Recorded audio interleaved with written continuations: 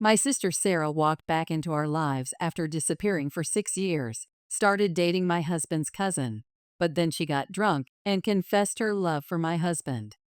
I guess I should start from the beginning. 6 years ago, I had to cut ties with Sarah after catching her repeatedly flirting with my then boyfriend, now husband, James, who was visibly uncomfortable with her advances. What made it more frustrating was my parents' complete indifference to the situation. They dismissed her behavior as just a phase, acting like it was perfectly normal for my younger sister to pursue the man I was dating. I still remember how my mom would wave it off with a laugh, saying, "Oh, that's just how Sarah expresses herself." Their casual attitude towards such inappropriate behavior only made things worse. Looking back, our relationship wasn't always this complicated. There was a time when I genuinely loved being Sarah's big sister. I was the one who taught her to ride a bike, helped her with her homework, and defended her when other kids were mean. The thought of becoming strangers would have seemed impossible back then. But as we grew older, the differences in our personalities became more pronounced, creating a rift that would only grow wider with time. I worked as a certified nursing assistant, spending my days caring for others and gradually building my knowledge about healthcare and elder care. Meanwhile, Sarah struggled to find her path, jumping from one part-time job to another. She wasn't unintelligent by any means, but she seemed to lack the focus or drive to stick with anything long-term. This became a major point of contention at home, especially since our parents placed such high value on career success and financial stability. The problem wasn't just about our different career paths. It was how our parents handled it. They would constantly use me as a benchmark for Sarah, comparing our choices and achievements. "Why can't you be more like your sister?" became their constant refrain. "Marie has her certifications. She's saving money. She's investing in her future. What are you doing with your life?" Every comparison chipped away at our relationship, turning what should have been sisterly support into a breeding ground for resentment. Growing up, our teenage years only amplified these differences. While I was more introverted, finding comfort in quiet evenings, studying, or reading medical journals, as I worked towards my nursing certification, Sarah was the complete opposite. She craved social interaction, always wanting to be at the center of every party and social gathering. There was nothing inherently wrong with her being social. It was just who she was. But our parents used my lifestyle choices as a weapon against her. "Marie stays home and studies. Why can't you?" they'd say, or "Your sister doesn't need to go to parties to be happy." I could see how these constant comparisons ate away at her.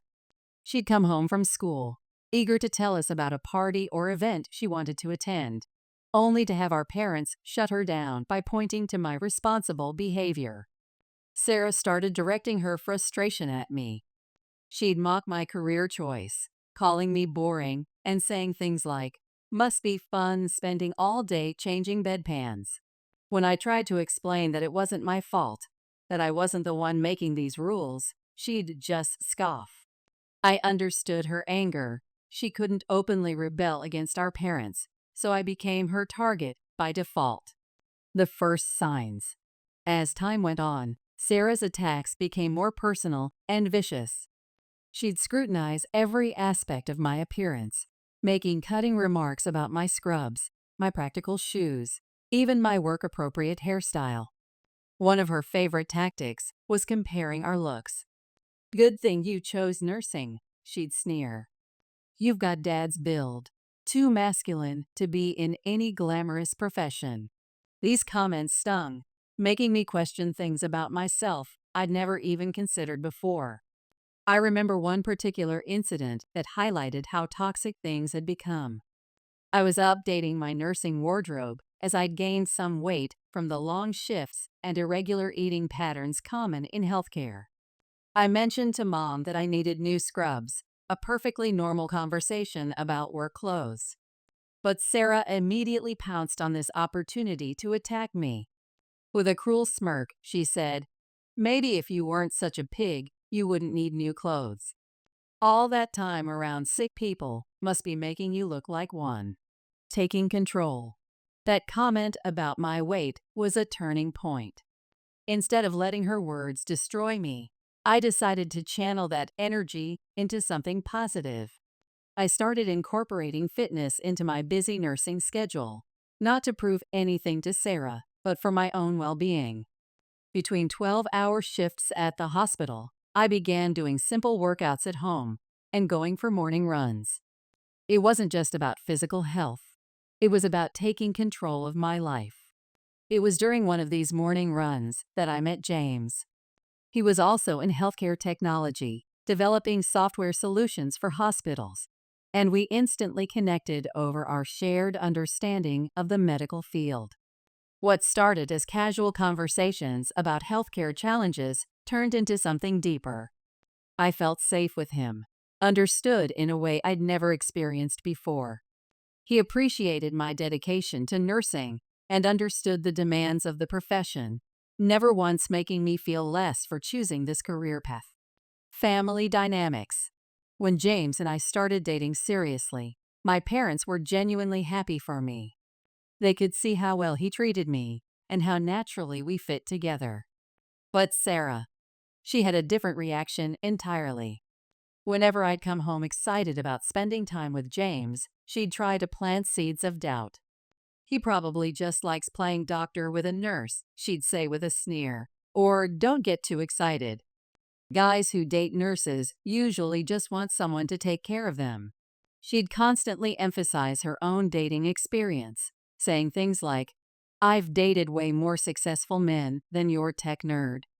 Trust me, he's probably just using you until something better comes along." But James was nothing like what she implied. He respected my career choice and often talked about how much he admired the work I did. While developing healthcare software, he would frequently ask for my input, valuing my firsthand experience in patient care. Unlike Sarah's assumptions, our relationship was built on mutual respect and understanding, not stereotypes about nurses and their relationships. The first meeting. When James finally came to meet my family, I was both excited and anxious. As a healthcare software developer, he had interesting stories to share about improving patient care through technology, and my parents were immediately impressed by his passion for his work. But Sarah's behavior that evening was something else entirely. Instead of her usual snide remarks about my nursing career, she transformed into someone I barely recognized. She played up a sweet, girlish persona that was completely unlike her normal self. She kept finding excuses to touch James' arm while asking detailed questions about his work, batting her eyelashes, and laughing too loudly at his casual comments about hospital software systems. I noticed James growing increasingly uncomfortable, subtly shifting his chair away whenever Sarah would lean in too close. At one point, while discussing a patient management system he was developing, Sarah interrupted with, "That's so fascinating. You must be really smart to understand all that complicated tech stuff."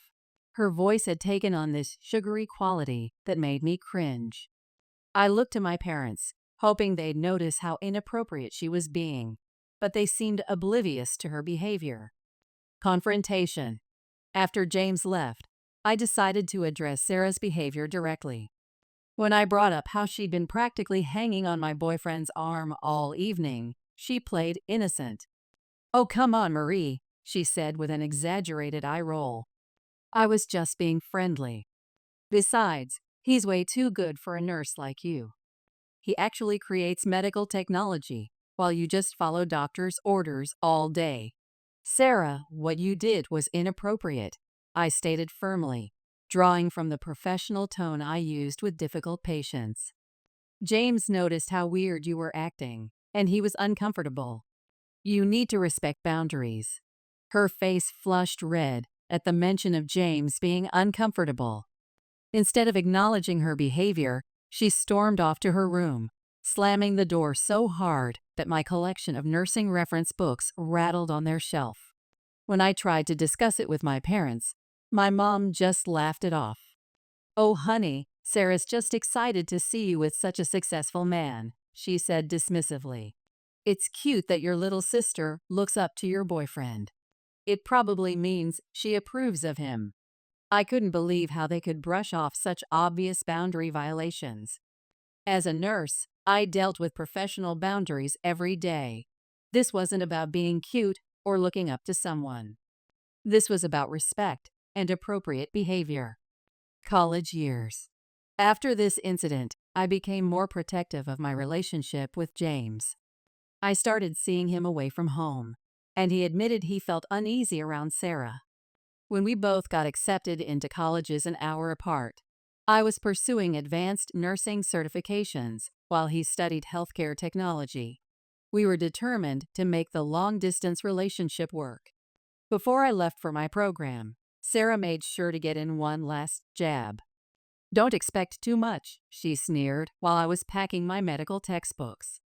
College guys are always looking for something new, especially successful ones like James. They don't usually stick with nurses when they have so many better options. Despite her predictions, James and I maintained a strong connection. We video called daily, discussing everything from my clinical rotations to his software development projects. Then one day, James mentioned something concerning. Sarah had sent him a friend request on social media. He had accepted it without thinking much about it, considering she was my sister. But almost immediately, Sarah began sending him private messages. James showed me the messages during one of his visits to my campus.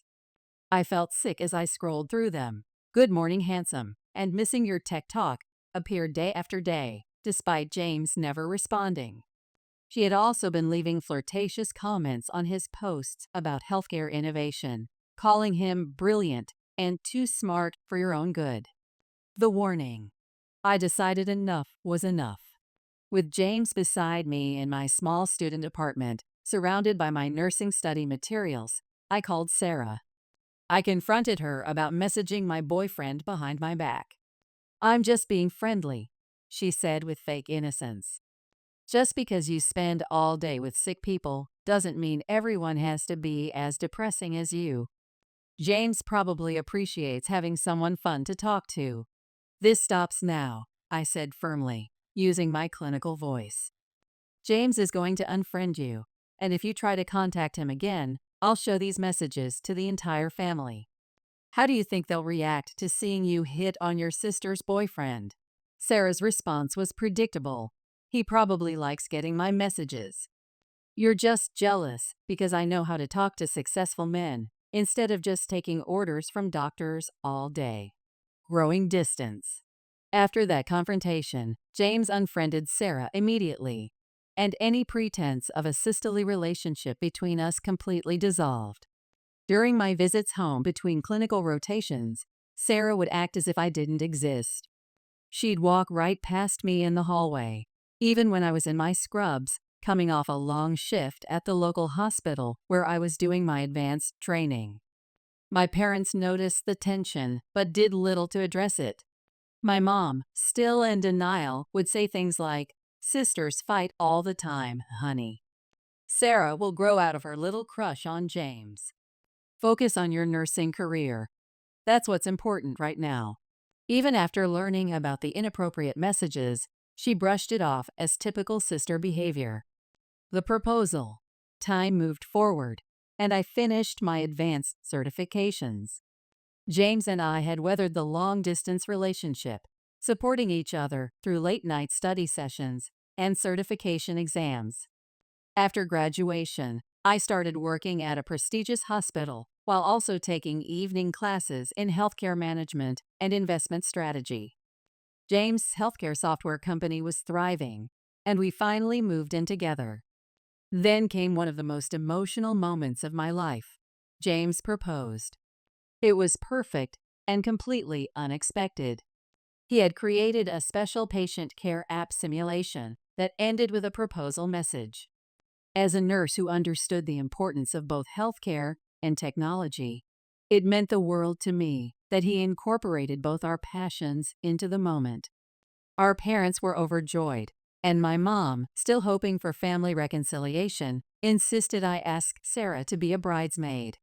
Despite my reservations, I extended the invitation. Sarah's response was cold and immediate. She refused not only to be a bridesmaid, but to attend the wedding at all. While part of me was hurt, a larger part felt relieved. At least I wouldn't have to worry about her trying to create drama on my wedding day. 6 years later, life moved on. I focused on my career, splitting my time between nursing and studying investment strategies, particularly in healthcare real estate. Through careful planning and my understanding of the healthcare industry, I began investing in medical office buildings and assisted living facilities. James' success in healthcare technology complemented my growing investment portfolio perfectly. Then, about 7 months ago, James came home from work looking troubled. He showed me his phone. His cousin Daniel, who ran a successful tech startup, had posted a photo with his new girlfriend. To my shock, that girlfriend was Sarah. Seeing her face after 6 years was jarring enough, but seeing her dating someone from James' family felt like a calculated move. My nursing instincts kicked in. I needed to assess the situation carefully. I reached out to Daniel directly. We'd always had a good relationship, often discussing healthcare technology at family gatherings. When I brought up Sarah, Daniel was clearly smitten. He told me they'd met at a local gym several months ago and had hit it off immediately. Red flags. "Did you know she was my sister?" I asked, trying to keep my voice neutral, the same way I would when delivering difficult news to patients' families. Daniel admitted that Sarah had told him after a few dates, but she had specifically asked him not to mention her to me or James. That raised immediate red flags, the kind I'd learned to watch for during my years in healthcare, where early warning signs often prevent bigger problems. I felt obligated to tell Daniel the truth about my estranged relationship with Sarah. I explained everything: the years of resentment, her inappropriate behavior toward James, and why I had ultimately cut contact. I told him about her obsession with James and how uncomfortable it had made us both. Daniel's reaction wasn't what I expected. Instead of showing concern, he became defensive. "Sarah's been nothing but amazing to me," he insisted. "She's probably changed a lot in 6 years. You're just jealous because she's dating another successful tech entrepreneur." When James found out about my conversation with Daniel, he was upset too. "Marie, I know you're trying to protect Daniel, but maybe Sarah has changed," he said. "You spend all day assessing risks in healthcare. Not everything in life needs a risk assessment." The party. For Daniel and Sarah's sake, I agreed to step back, drawing on the professional detachment I'd learned in nursing.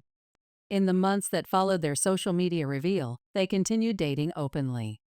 Our parents, though initially uncomfortable, chose to believe it was all just a coincidence, that Sarah had genuinely met Daniel at his gym without knowing who he was. James and I kept our distance, focusing on our careers and our own life together. But then came the invitation to Daniel's housewarming party. He was moving in with Sarah. Despite our reservations, we felt obligated to attend to maintain family harmony, something I'd learned the importance of through years of dealing with complex family dynamics in healthcare. The party's atmosphere felt off from the moment we arrived. Daniel was practically bouncing around, telling everyone how he and Sarah were meant for each other. He was clearly infatuated, while Sarah seemed strangely detached, her eyes constantly drifting toward James. I noticed her drinking heavily, much more than the other guests. When James excused himself to use the restroom, Sarah saw her opportunity. According to James, she followed him and tried to corner him for a private conversation. James, maintaining clear boundaries as always, told her firmly that anything she had to say could be said in front of me. That's when Sarah, clearly intoxicated, began loudly confessing her feelings for James right there in the hallway. "I've always loved you," she slurred, her voice growing increasingly hysterical. "I've done everything to be near you. I'm prettier than Marie. I'm not just some nurse. I understand your tech world better than she ever could. The scene she created was painfully public. Some party guests had already pulled out their phones, ready to capture the drama. Daniel rushed over, just in time to hear Sarah's drunken confession of love for my husband. The look of devastation on his face made my heart ache. As a nurse, I was used to witnessing people's painful moments, but this felt different. The aftermath. James handled the situation with his usual grace. "Sarah," he said firmly, using the same tone I'd heard him use when dealing with difficult clients, "this is completely inappropriate. I've never had any feelings for you. I love Marie. I always have and always will." His rejection seemed to push Sarah over the edge. She began sobbing uncontrollably as Daniel attempted to escort her away from the crowd. The tension in the room was unbearable, similar to the atmosphere in a hospital when things go terribly wrong. James and I decided it was best to leave. Later, we learned that after our departure, Sarah and Daniel had a massive fight in front of the remaining guests. Sarah, still drunk and enraged, began throwing things: expensive wine glasses, plates, even Daniel's laptop displaying his latest startup presentations. Guests recorded everything on their phones as Sarah screamed about how she deserved someone like James, not just his wannabe tech entrepreneur cousin. The damage. Today, I received a call from Daniel's parents. They informed me that after discussing everything with his family, Daniel had tried to break up with Sarah. Her response was explosive. She completely trashed his apartment, scratched his car, and even threw glitter all over his home office where he took his investor meetings. She then stormed out, leaving Daniel to deal with the aftermath since the lease was in his name. In my years of nursing and property investment, I'd learned a lot about liability and responsibility. So when Daniel's parents called demanding I make Sarah pay for the damages and threatening legal action against me if I didn't, I was taken aback. "I understand you're upset," I told them, drawing on my professional experience of dealing with distressed families. "But I have no control over Sarah's actions. I warned both you and Daniel about her behavior." Their response was frustrating. "You should have done a better job warning us. She's your sister. You're liable for this damage." The resolution. My parents, finally seeing the full extent of Sarah's behavior, agreed to cover all damages. Sarah had apparently gone crying to them after the breakup and had been staying at their house. When they learned about the destruction she'd caused to Daniel's apartment, they immediately contacted his family to make things right. The irony wasn't lost on me.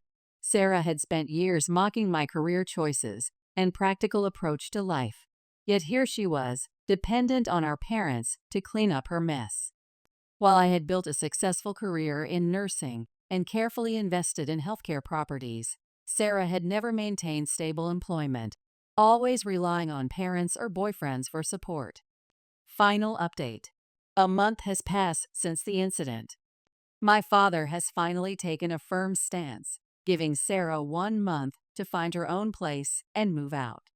This is particularly challenging for her, since she's never had a stable job, having jumped between various retail positions while mocking my steady nursing career. The situation has finally opened my parents' eyes. My mother, who used to excuse Sarah's behavior, seems to have reached her limit after paying thousands to repair Daniel's apartment. The reality of having to clean up Sarah's mess, both literally and figuratively, has forced them to acknowledge the patterns they've enabled over the years. James and I have returned to our normal routine. I continue my work at the hospital while managing our healthcare property investments, and James focuses on developing new healthcare software solutions. We've both found peace in knowing that Sarah will no longer be a part of our extended family. Looking back, I realize that my career in nursing taught me more than just healthcare. It taught me about boundaries, responsibility, and the importance of maintaining professional and personal integrity. While Sarah spent years criticizing my choice to be a nurse, it was these very skills that helped me build a stable and successful life. The experience has also shown me that sometimes the best care we can give others, and ourselves, is maintaining healthy boundaries, even when it comes to family.